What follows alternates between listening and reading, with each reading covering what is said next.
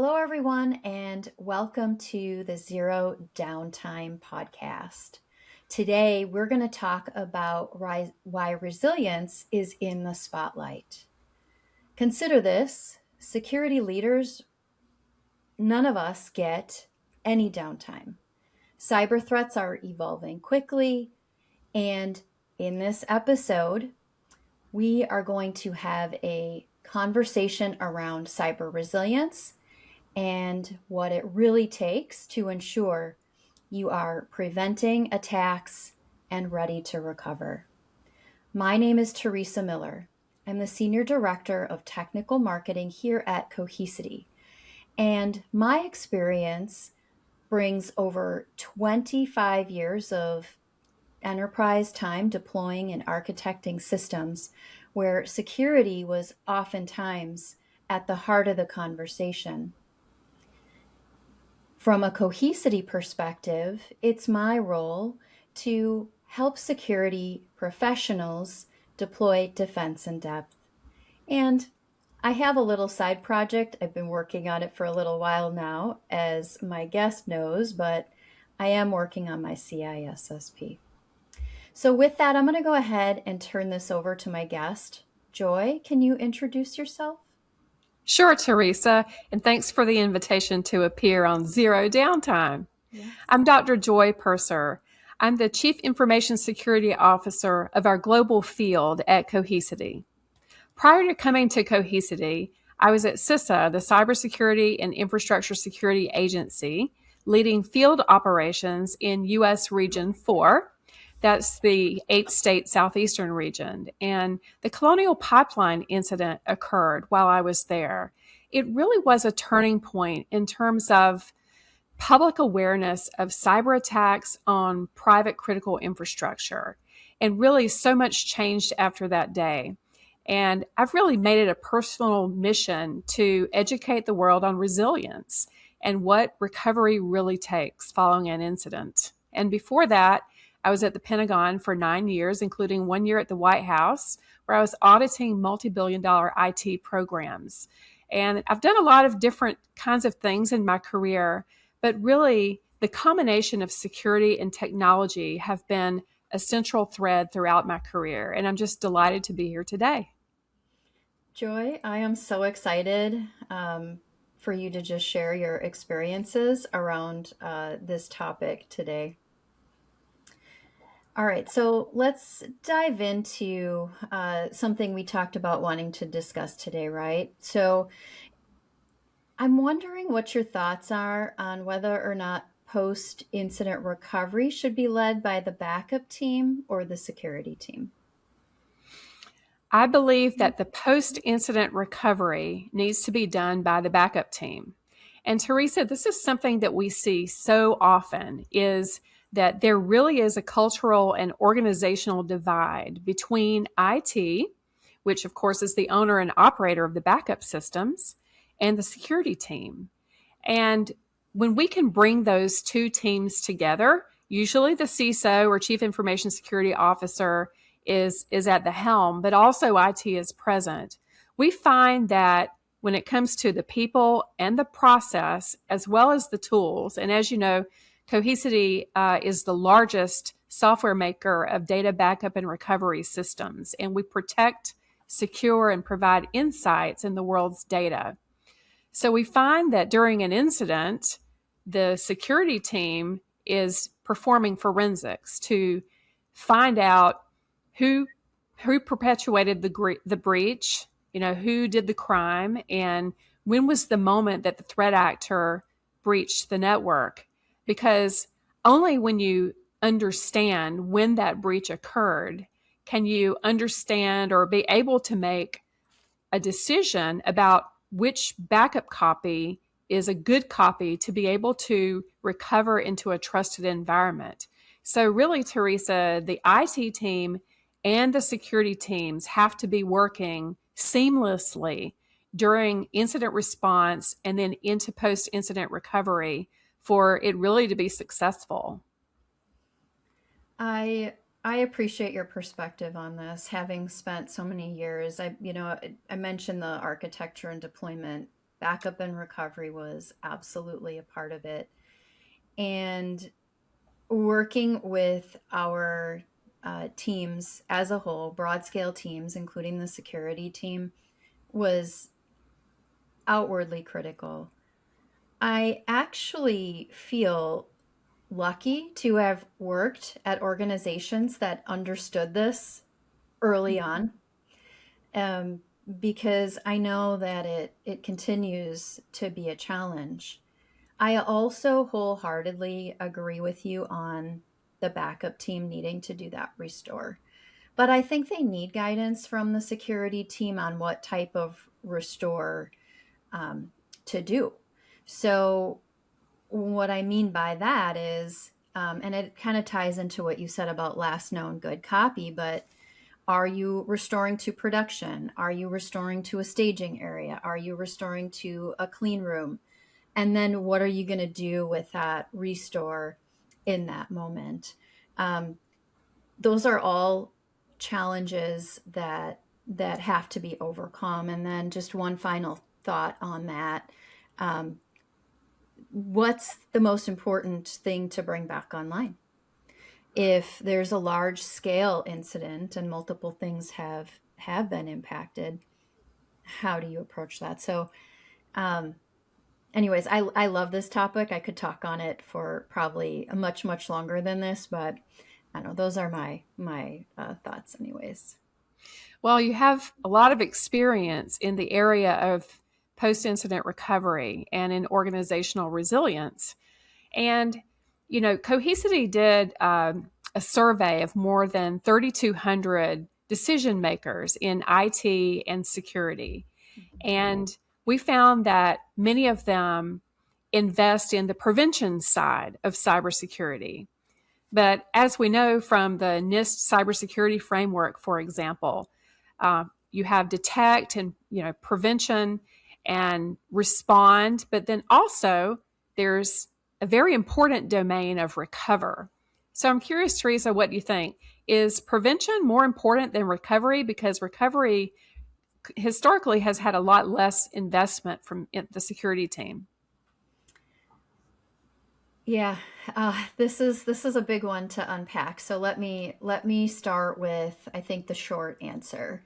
So recovery and prevention to me are equally important. You should have the right level of defense in depth layers of security in place to try to prevent, to try to intercept, um, to try and catch it if it gets down to the server level or workstation level. So, all the different layers, the network included, right? But recovery, a lot of the times, it becomes that insurance policy. It oftentimes is the last line of defense if something made its way through. And you and I both know the way that attackers are coming at our systems. If they do get in and they got through all of those layers, there's a significant amount of, or there's likely, not guaranteed, but likely a significant amount of infiltration that may have occurred. And so, depending on how severe and how impacting that attack was and is, sometimes the backups are all that is left. Um, what are your thoughts on that, Joy? Well, I'm biased.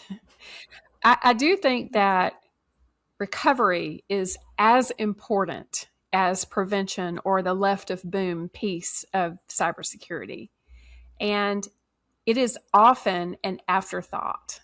And when I was in the field at CISA, part of my work was to go and advise owners and operators of national critical infrastructure, whether that's the energy sector or healthcare or communications, financial services, what have you.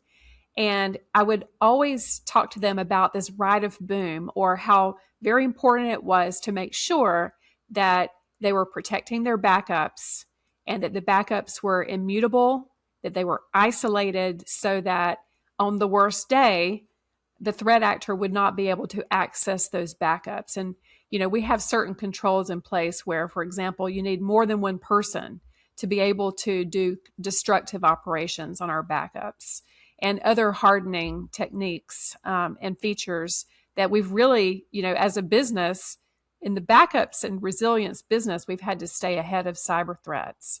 So I am biased towards this concept of resilience and post-incident recovery because I do believe historically it has been an afterthought, but we find that, in our survey, for example, at least half of the survey respondents had lived through a cyber attack, and 40% of them were reinfected after the attack. And we know, Theresa, that there are things that you can do to harden your backups to keep them inaccessible, unchangeable by threat actors. And I think that's really the purpose of this podcast, is to help shine a light on what are those advances in resilience, not only from a technical standpoint, but also from a process and from a people or teams training standpoint. I'm glad that you brought that up because, there's always been this rule of, the 3-2-1 backup rule. And I think that some of the awareness around this really does tie to that when you start talking about immutability. We are in this age and time of, you have to store offsite copies, and there are ways through, for example, leveraging like quorum and immutability and putting that out in the cloud, for example, traditional methods of archiving, replication, DR sites. But I think what I would strongly encourage to just support what you were talking about is for our listeners to really step back and think about how many copies of data they need, where they're storing them, and make sure that they have the ample number of copies out there, especially for that critical data. All right. So I think this is probably a good segue into us talking a little bit about just exercising, putting together a plan for how this can all work. So, Joye, how can organizations do robust tabletop exercises without disrupting the business? Remember that we think deeply about cyber attacks. And when it comes to preparation, on your worst day, you don't rise to the level of preparation, you fall to the level that is do and not think anymore. And so I'd love to share, just based on conversations with security leaders globally, some best practices when it comes to tabletop exercises. One CISO that I'm friends with here locally to where I am is the head of security for a local regional bank. And I asked him what is his strategy for exercises to ensure that his different divisions are ready, especially when it comes to resilience.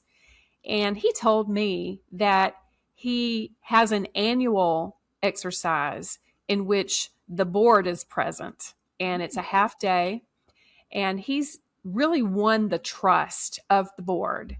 And I think that's very important because as the CISO has risen to an executive leader, they really do have to have an advocate on the board so that things are smooth, so that they can influence for the support that they need for the organization and really message security as an enabler of the business, right? So having the board engagement at least once a year is important. But in addition to that, he assigns many exercises to the different divisions. And so that helps in minimizing the disruption to the bank's operations, having different divisions do spot checks, if you will. And then he requires them to brief up to him what those results are.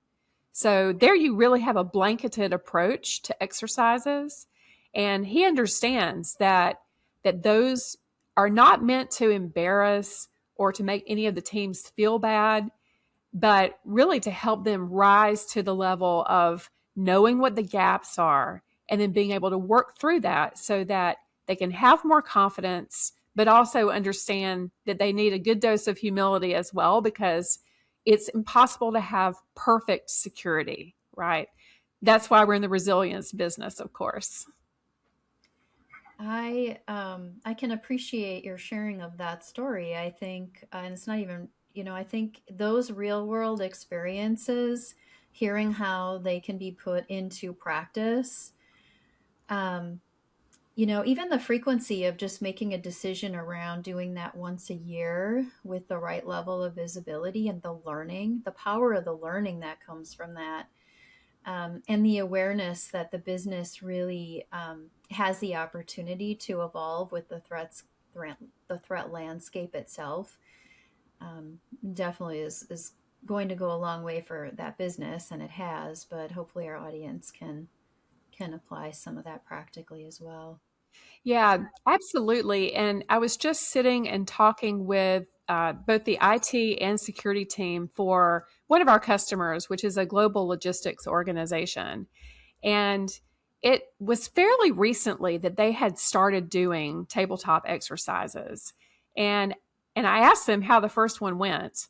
And their eyes went down and they looked a little sheepish and they said, well, it wasn't very pretty. and and I think that's the whole part of it, though, is that we're not playing gotcha here. We really are trying to get better. Mm-hmm. And I think as long as the security leader can message that appropriately, I think that's so important. Being able to communicate that this is to be able for us to be resilient on our worst day and to work well together and to be able to identify gaps so that we can get resources as we need them. So I think those are some of the best practices, and really the joy in consulting and advising and listening to our customers globally. Just one more quick point on that. When you mentioned, going through something like this on your worst day, I think those that attacks always happen when you're not expecting them. And so to practice and flex and be prepared when something like that comes along at 2, 3 in the morning, like it typically does, or on your favorite holiday, um, you're ready. So I think that's pretty powerful, Joy. Absolutely. And CISOs have a joke that's funny, not funny, which is Mm-hmm. they really cannot take off on a Friday before a long weekend because it's almost always when attacks occur. Mm-hmm. And, you know, we've seen a lot of examples of attacks, haven't we? And we have learned immensely from that experience. Mm-hmm. And so, based on that, Theresa, I'd like to ask you this question. Yeah. What what are some common mistakes that organizations make when they're trying to recover following a cyber attack? Yeah. So let's just start simple. Um, I think that there's a an innate desire to get things back online as soon as possible. So, to me, one of the most common mistakes that happen is that you'll go after the most recent backup and restore, and the infection is living on that system. Or you might go back to a state that you think, so this is like a second layer to that, you think is clean, but perhaps your detection mechanisms didn't actually notice it there. And so you're restoring again. So I think the missing step there is one really truly working to identify a good backup to work from, and then you follow up before you put it back into production, run some forensics against it uh, before it comes back online, because otherwise you're just going to reinfect things. So to me, that's like the most common one that I'd like our audience just really think about. I would I'd be curious of your thoughts on this topic as well, Joy. I think it can be more complex than that. So if you have any thoughts. We have so many stories from customers and prospects and security leaders all over the world about how things went incredibly right. And then also how the tiniest thing really led to disastrous consequences. So I remember in one notable story, it was not a technical problem, but really in retrospect, it was an organizational divide that resulted in a delayed response. So this was a couple of years ago. We had a customer in the retail, West Coast retail operation who was hit by a Russian gang ransomware. And they noticed activity, but it was 24 hours before they realized that the anomalous activity was, in fact, a breach, an external breach with a malicious threat actor in their network. And that's because they thought that backup activity happening at 2 in the morning was normal and was not an anomaly. But if only the backup team had gone and talked with the security team or the SOC, Security Operations Center, then the SOC could have tailored the rule and would have known that the backup, in fact, occurred at 10 p.m. on Friday, not 2 a.m. Saturday. And so, as a result of this organizational misalignment, then it was a long time before this organization detected. Now, fortunately, even though their on-prem data and applications were deleted by the threat actor, they were able to identify a cloud copy of their key assets and able to restore in the cloud because the threat actor was not able to access that backup copy. So in the end, it was good news. And in Europe, there was only 1 day of business impact. So overall, it really was a good news story for that customer. It could have been a lot worse. And I find that just the simplest things, resilience is neither simple nor easy, and recovery is never instant. But there are things that you can do. Have the best tools available. Make sure you train your teams. Make sure everybody knows who's responsible for what things. Make sure that you have a vault, that you have an air-gapped and immutable copy of your backups. Make sure that you have the foundational things like configuration files and passkeys and cell phone numbers and other things. We call that a digital jump bag. And I think we should get into more of that on a later episode. But there's just so much that we've learned. And I love this Zero Downtime podcast because it really gives us an opportunity to share those learnings with the world. I think that's a great note to end on today. Joy, thank you so much for joining me to talk through our topic today. It was a pleasure. And just a little spoiler for our audience. Joy is also going to be joining us as a host of some of our future episodes. So I'm excited to share that. And so here's my parting words for all of you today.